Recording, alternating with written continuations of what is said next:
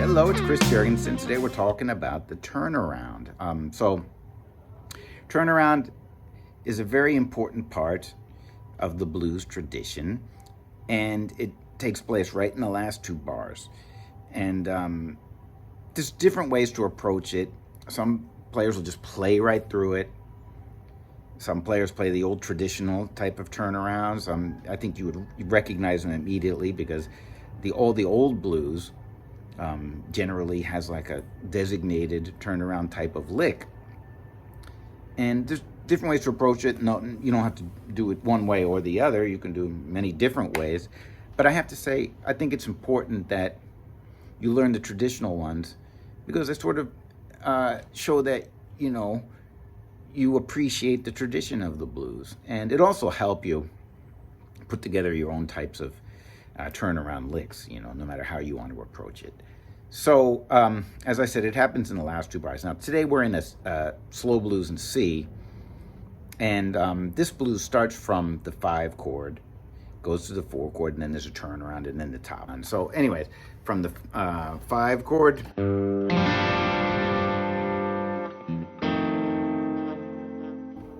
and then the turnaround. Now, the turnaround is going to be C7, F7, C7, and then G7. So generally you can break up the turnaround into two parts, that the first 3 chords and then the way you sort of approach that 5 chord, There's different ways to do it, and the next lesson will sort of be more about that. Today I'm just going to go like this. But there's different ways.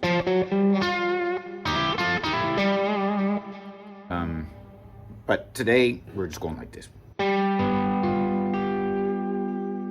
And we're going to work on like what you would play over the first 3 chords, the C, the F, and the C7 again, okay? So I got a PDF I put together. Look, it's a bunch of pages. It's like 6 or 7 pages, and they're all notated. So you can get that if you want at Patreon to teach from, or to, put it on your coffee table. So when you're playing guitar, you can just sort of learn them one at a time. And I start from very simple to sort of more complex. And you can certainly change these and come up with different ways of playing it. When I started to write this out, I thought, God, there's so many of them when you start to put together the moving parts. But, that's part of the fun of guitar. You have to sort of think about this a little bit yourself. Okay, so the first one, starting right from remember, we're starting from the 5 chord, right? And then the turnaround, right? So the first one just goes like this.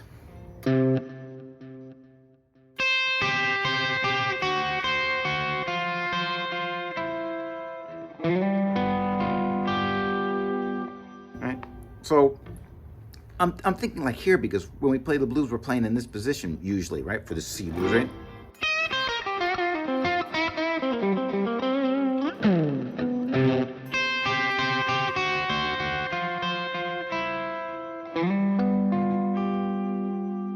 All right, so let's see what that sounds like.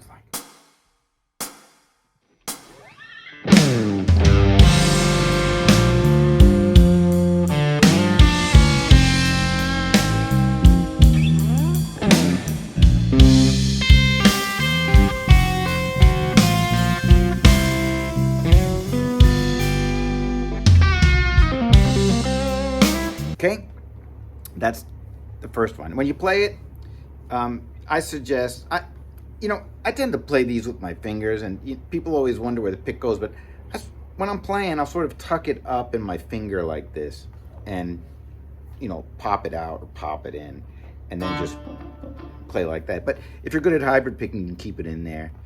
Or some blues players only play with their fingers, so it's up to you. Anyway, so when you play this, you don't have to do this either. I tend to play that C note with my thumb. And then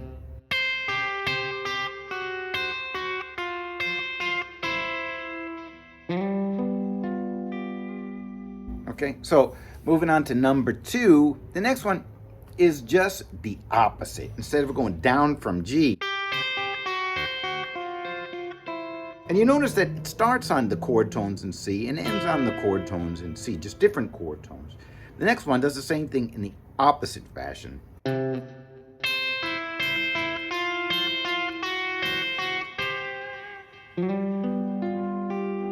So let's listen to that.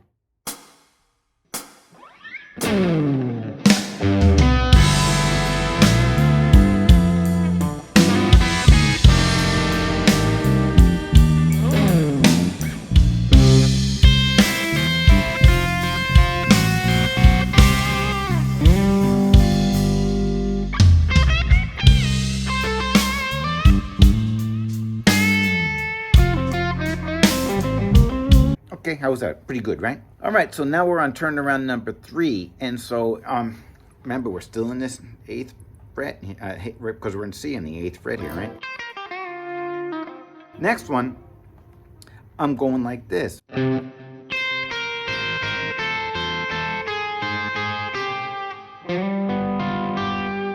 Again, that B flat is the flat 7 of C, and that G is the 5th of C, right?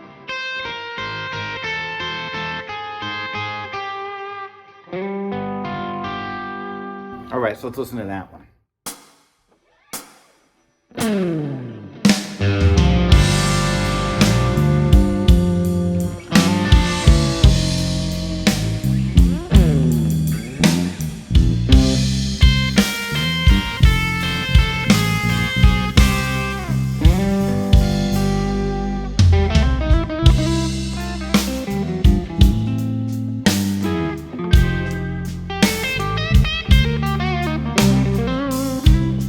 Okay, that was cool, right? So next we're on to number 4. Now, what I did for number 4 is just, remember how we went like this?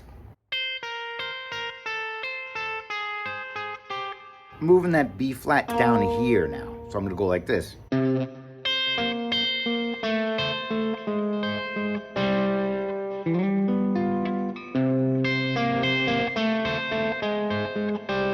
Maybe those are the best fingers, right?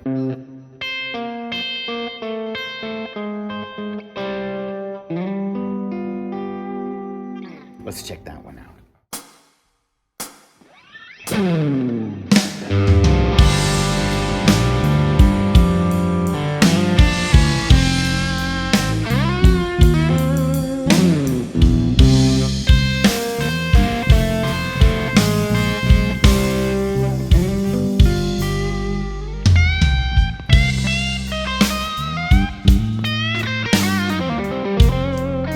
Okay, so next up, what we're doing then on the next one, on number 5, is we're gonna take that G note off. That C note on the top off, and we're gonna use the B flat and the G note together and go like this. Remember we went, for one of them we went like this, right? The other one we went. So now we're gonna use just those two ones and leave the first string off. So it's gonna go.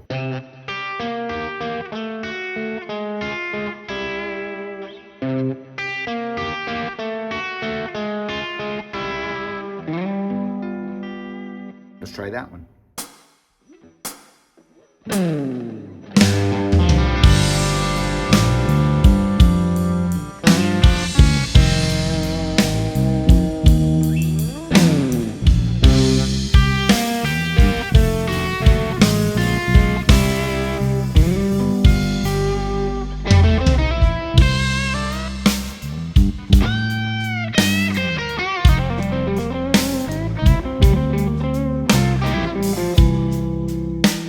Okay, good. Next up, number 6. So number 6 is a variation on the last one, but it's sort of cooler because not everything is moving the same intervals. So instead of going like this,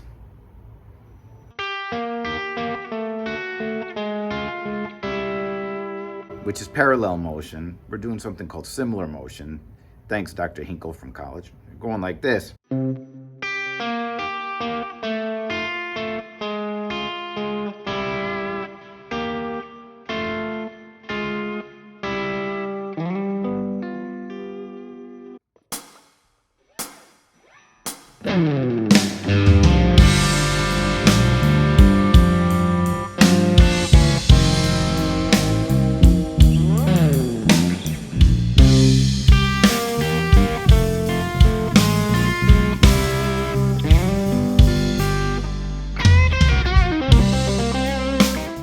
Okay, so let's see.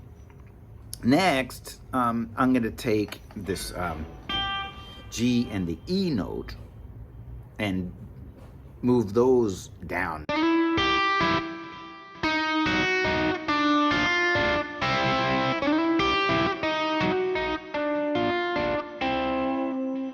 All right, so let's hear what that sounds like.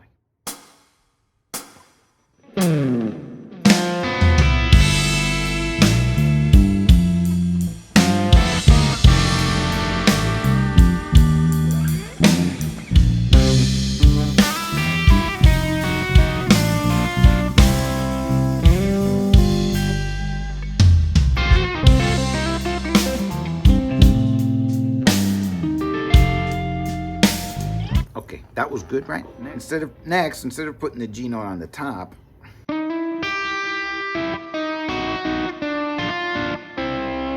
we're going to put it on the bottom, on the 5th string. So we're going to go, let's see here.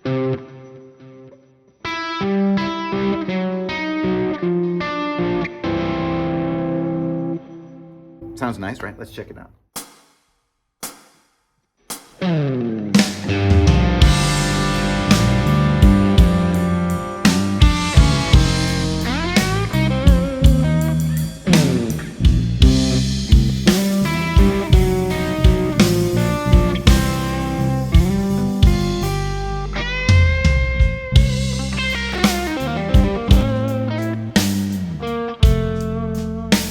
All right, so next up, see, what we did to this point is we took like 2 voices and moved them. Sometimes we did it in oblique motion, meaning one stayed the same, one moved down. Sometimes we did like parallel motion. Sometimes we did similar motion.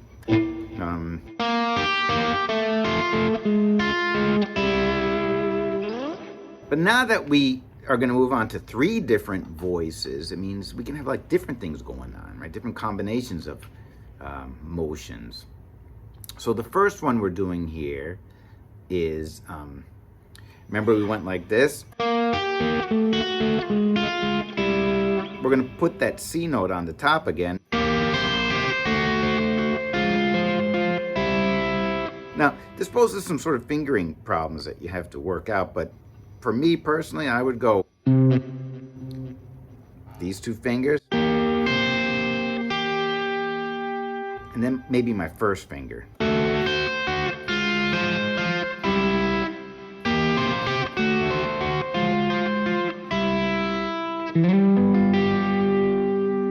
All right, so let's see what that sounds like.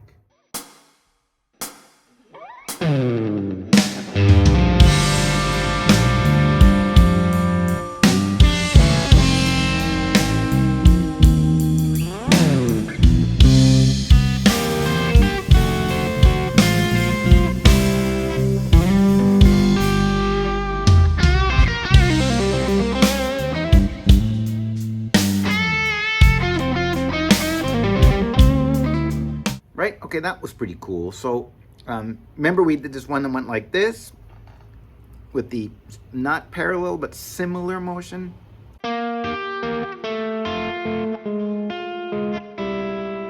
So we're going to do that one again, but now we're going to put, again, the C note on the top.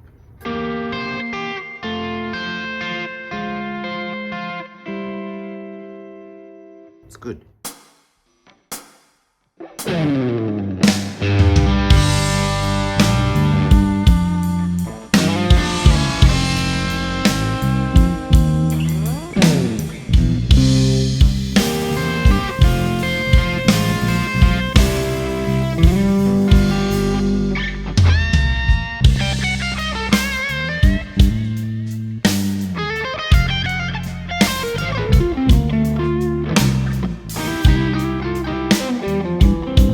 All right, only two more left. So next we're going to,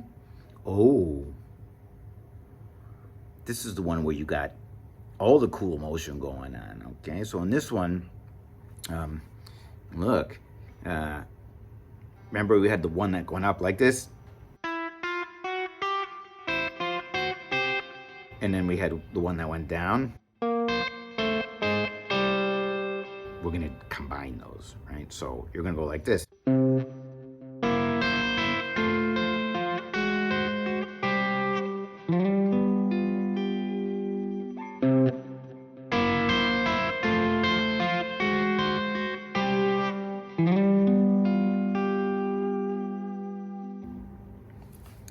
Well, that's a fancy one. Let's see what that sounds like.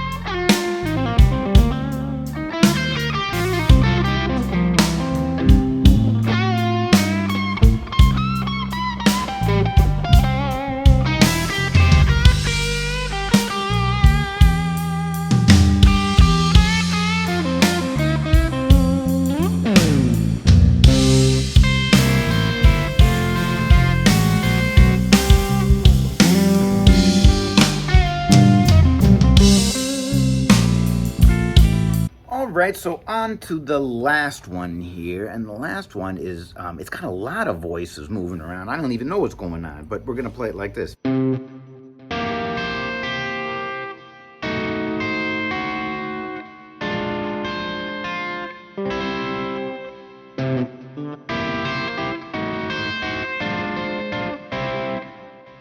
So my suggestion is that you start it like that. That looks just like a C7 chord, right?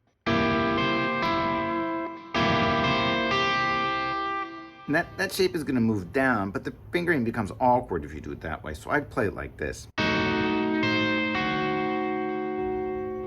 Move it down again. Remember, the pinky's staying the same.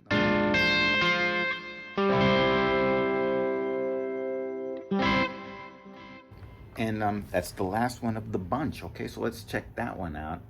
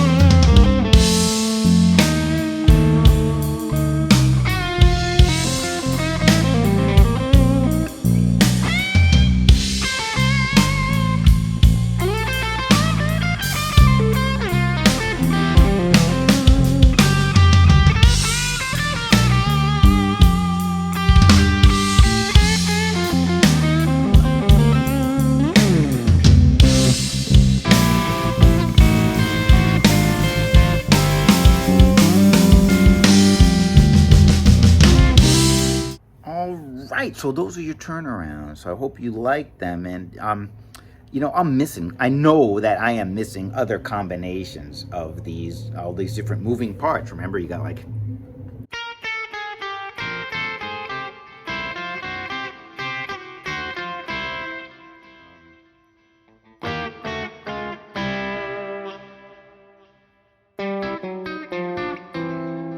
have a little fun with this. Remember, next time we're going to get to how we're going to play that over the 5 chord, you know, instead of just going, you know.